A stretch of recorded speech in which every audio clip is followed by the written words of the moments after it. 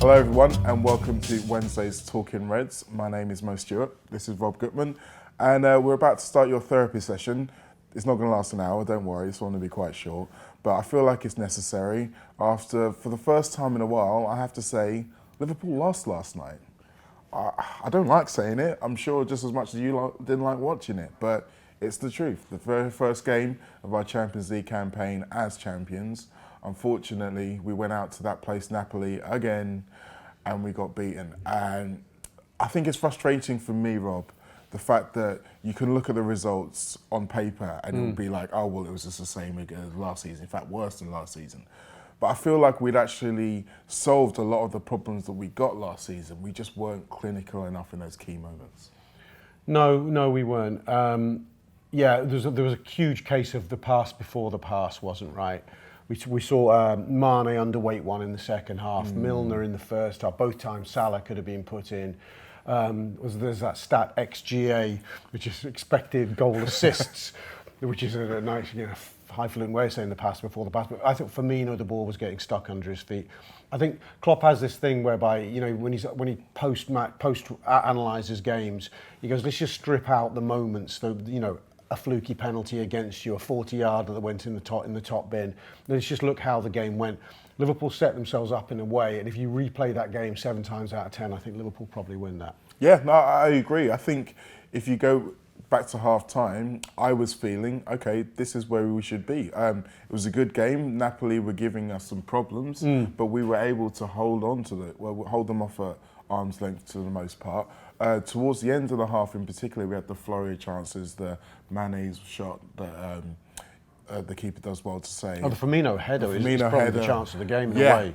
And when you think, in terms of where he was in the position and he wasn't being challenged, that was a really good chance. But at half-time, you felt like, okay, we can do more of this and eventually we'll get better chances and then we'll take one of them. I'm sure that's what Klopp was saying at half-time. It's just that when the second half came, those chances did arrive, but we weren't able to take them. Yeah, we did what you want to do away in Europe. You knew they were going to come at us and be very, very intense. They were taking advantage of home advantage. They were taking advantage of the fact that we had a lot of air miles in our legs. All of a sudden, between international week and having to travel over, the conditions, a wet, long-grassed pitch. The heat was apparently stifling, which they'd be more used to than we would be. So Napoli decided to try and hit us very hard and early. Enormous amount of bodies in the box early on. Good crossing from wide positions, making the pitch big with big switches, very, very, very high levels of technique in performing all those things. But we got a grip of them. They had a couple of little chances in the first half hour, but by 25-30, we had a grip of that game. And I think we retained that grip right until the point they score. And even the biggest moment they had before that, obviously the miraculous save by Adrian to deny Dries Mertens. That kind of came from nowhere, really, didn't it? It wasn't like it was a period of sustained pressure. It was that one point where they've been able to get beyond us. And doing what a goalkeeper's asked to do, he was there in that moment and he pulled off a miraculous save. And I really feel for Adrian because of all of the players, I feel like he was the one who didn't deserve this defeat.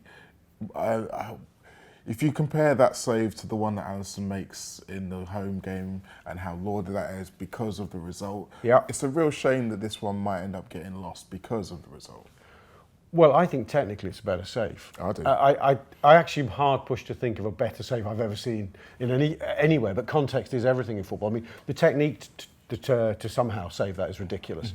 I mean, the sort of save Alisson makes, like the Dudek one in Istanbul, those are sort of, if you look at the physics of them, actually, that they're not that surprising, their save. They're still good saves, but the man is incredibly close and his options are actually quite limited. But what Adrian does there is ridiculous. I thought that was his best game for Liverpool. It's his 7th appearance. I think he's got slightly better every single game. All his bits were right. He got the ball out with his hands quickly. His kicking was excellent, and his handling and he made some good saves first half, didn't he? That lovely double save. There's a tiny thing on him but it's also on several others. The second goal is a bit of a comedy of errors. Him and Andy Robbo look at each other, fatally hesitate after Van Dijk's poor touch. But that's picking. He had a great game. Yeah, I mean, I'm more inclined to put more of the blame towards the defenders in that situation. I agree. I feel like if that had happened, that same scenario had happened 10 minutes into the game, Robertson would have just gone Emptied it. Yeah, I agree. It was almost like he stopped because he thought, oh, maybe I don't have to go because the keeper's there. And then in that split second of stops, he thought that. Adrian thought something else. Matip thought something else. And Llorente just slipped in the middle and thank you very much, that'll be 2-0. Yeah. But I don't think that happens without the first goal in general. No. We're going to go into the VAR-ness and the penalty and all of that stuff later on in the show. I'm not quite ready for it. Take 5 more. Yeah. Okay, let's talk a little bit now. We're going to show you a clip from the post-match pie in a second, but before that, I just wanted to talk to you about the fact that in the overall picture of the group, yes, this was our most difficult game. You never want to start the group stage with a defeat, but this should be something we can recover from. Well, yeah, absolutely. If it was de facto the hardest game. There are 5 games to recover from. I think it's a bit of a shame that we had to concede the second, because if us and Napoli, it's a long way to go, but us and Napoli could end up head-to-head, and we suddenly put ourselves under pressure on that. Others have said to me this morning, it really doesn't matter whether you finish first or second, the way these groups are panning out. I think it's nice to have the option and to have control as you move towards the final couple of games to say, it could work out to win this group. You can always play those percentages. But no, it was no calamity, and I think the manner of the defeat wasn't the same as last year, so I'm hoping we're not knocked out of our stride. I'm hoping we don't lose confidence. I'm hoping Chelsea, looking ahead to them, are more damaged than we were by defeat. Yeah. I think they should be, actually. Yeah, I mean, I don't know if you've seen it, but they had a whale of a time yesterday. I don't know the injury situation to Mason Mount, but based on the performance of Barkley afterwards, I think every Chelsea fan's hoping he's going to be okay. But yeah, we're not really here to talk about Chelsea right now. Let's give you that little clip from the post-match pint. I believe you were on this. Steve Graves were talking to Gareth Robertson. It was post-match. We were all a bit tired and emotional, but I hope it's enjoyable. Liverpool have lost, which is different, and really don't know how to react to it, to be honest, Steve. Got Steve Graves, got Rob Gutmann. I thought we were at least getting a draw. A penalty appeared from nowhere. And then we ended up getting beat 2-0, and we played well better than we did the last time we lost at Napoli. Yeah, I mean that's the important thing to hold on to, really, coming out of this. Rob and I sat across the road here on Lark Lane almost exactly a year ago after this fixture last time, and had a disagreement about whether Liverpool's Champions League campaign was effectively over, and neither of us are going to be holding to that view after that performance. Liverpool were, I think, the better side for quite a lot of the second half. I think it was a really good game overall. Certainly the first half was a really, really good contest. Early door second half, Napoli came out really strongly, and made a couple of chances. But after that, really, I think Liverpool had 25, maybe 30 minutes of just looking like the side most likely, but also the side that didn't feel like it was absolutely essential. And then just a thing happens that sometimes derails a football match and turns it in a different direction. Those things, they can happen, and they will happen. You feel like to beat Liverpool at the minute, you either have to be brilliant or you have to have a moment of sort of random chance and good fortune. Napoli were very good, not brilliant, but they did have a moment of random chance, essentially, that has given them this game. And Van Dijk making an error, which is also well. I mean, it's not critical to it's not critical to the result in the end. I think it's deep into, we're already well into stoppage time by that point, aren't we? So players' heads are scrambled in that kind of situation, but he's got no business playing that ball, into the area that he plays it into.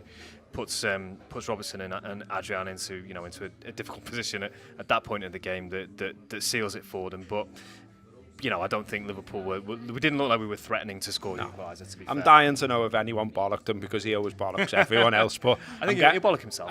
Yeah, he probably will. So there we go. Post-match pint. To see the full version, obviously subscribe to our video channel, or to see a 5-minute clip of it, you can go over to YouTube. Well, you're already on YouTube, you're watching this probably, so just click on the next video along. But I have to tell you, ladies and gentlemen, it's time for the latest in our VAR, what the hell was that section. So, Rob, I mean, you said to me off air, when you first saw the incident, it did look like a penalty. You can understand the ref giving it in the moment, where he is, what he sees.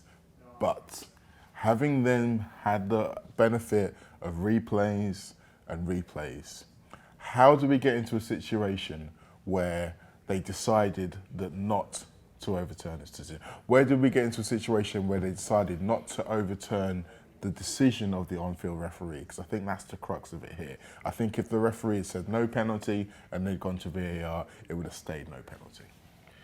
Yeah, I think that there needs to be a big process of clarification of what's going on here. It isn't a penalty in any interpretation. If somebody wants to interpret that and says, yes, there's a penalty, we talked off air about that.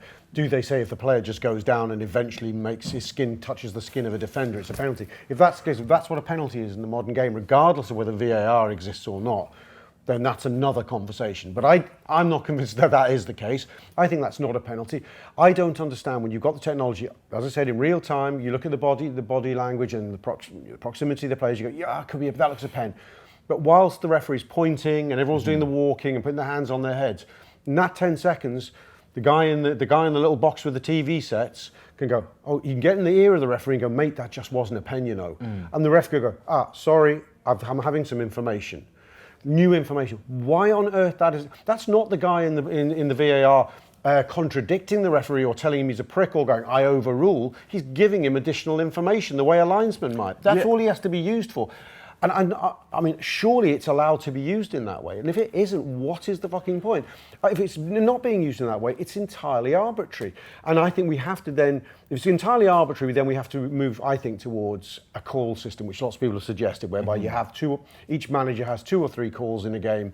Because if you don't have something like that, then when you're calling in a decision, it feels random to me. No, I 100% agree with you. I think the likening it to the additional information from the linesman is really key here, because I think there's a problem with the perception of what it means to overturn a decision on the field. Yeah. It's not necessarily, like you say, just saying the referee got it wrong and therefore we're here to fix it. It's that the referee is recognising that a referee's job of looking at an incident at real time, at speed, is a difficult one. And let's give him more information. Now, in that situation where there was a natural stoppage, there was a bit of a delay anyway, again, this would have been a perfect opportunity for someone to say, maybe have another look at it. Because for all we know, if the referee had seen it twice, he might have had a different view of it. He might have thought, well, yeah, he's gone down beforehand here. Maybe that's not a penalty. And then we have the other question. And this was happen in the reverse if it was at Anfield. 10 minutes to go in the San Paolo. And it didn't look like it on TV, but trust me, it was a really big atmosphere there.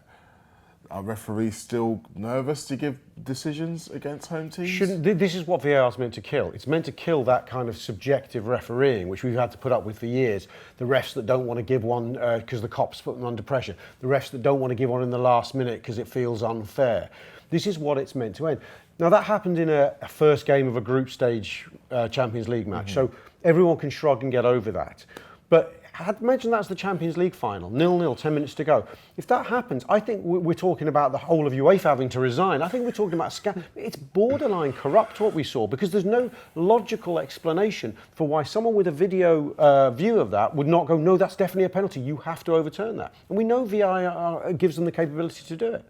We do know this, and we'll have to wait and see over the course of the season whether this begins to change. But as of right now, it appears to be another classic case of technology can be as fantastic as it wants to be, but it's still being controlled by humans. And that's where the problem lies. But anyway, for now, we will draw a line under the VAR. As I say, we are now in a situation where we are slightly playing catch up, because I don't know if you noticed, but RB Salzburg absolutely hammered Henk in the other game, 6-2. So we are currently 3rd in the group. Obviously, we're playing Salzburg at home. That's now an even bigger must win. But I think that all of us sitting here and sitting where you are still believe that this is a Liverpool side good enough to get out of the group, and we'll probably end up top of it regardless. Yeah, absolutely. I think Salzburg suddenly become a bit tastier. I think the idea that we might play make 3 or 4 changes for Salzburg might be a little less appealing now. I think Klopp's going to think that's the second game in a group where we need points on the board. There can be no margin for error here. Salzburg are the unknown quantity. For all we know, they could be this year's Ajax. They've got the guy who scored a hat-trick last night, Haaland. I think he's related to the Alfie Inge Haaland. It's the son. It's the son. Related, that counts as related, isn't it? This boy's been tearing it up. I think he scored 6 in a game recently. He's a hell of a prospect. Very, very young striker. He's one to watch. Sadio came from there. Naby Keita did. It's a great academy. I think Gerard Houlier's still involved, isn't he, in the recruitment? So they're not to be underestimated. So no, they're not to be underestimated. But I like to think that we're going to be able to go out there and put in a performance that reminds people that we are currently the ones holding that shiny trophy. And above all else, that's what I want you to remember today. Thank you for watching the show. There's going to be plenty more on that game coming up over the course of the next... It's 2 weeks away, isn't it now? 2 weeks today. 2 weeks today. And there's plenty more about the game that would happen last night. If you can bear it, you've just done the review. There's the second look to come. There's lots of other shows, including the Pink and the Post-Match Pint, as you saw a clip from earlier in the show. So that's us. I think we're going to have to go down and have some actual therapy now, although I think Rob's drinking half of his already. Up the Reds.